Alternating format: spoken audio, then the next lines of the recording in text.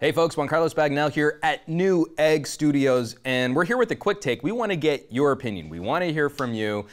Wrapping up MWC, Mobile World Congress, closing down in Barcelona. Tons of amazing announcements from a variety of manufacturers, all things mobile, smartphones, some exciting news on 5G.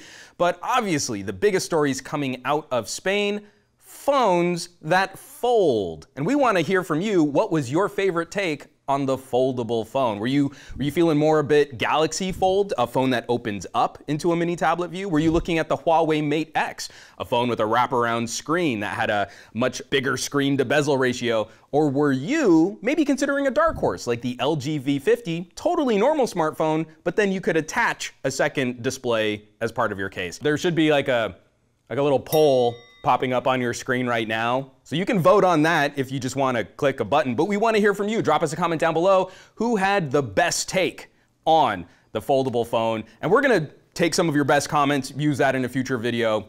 That's why we want to have this chat. All right, folks, thanks so much for watching, for sharing, for subscribing to the Newegg Studios channel. Definitely hit that bell icon. We're going to have some more fun stuff coming up soon, some tech shenanigans that you're not going to want to miss.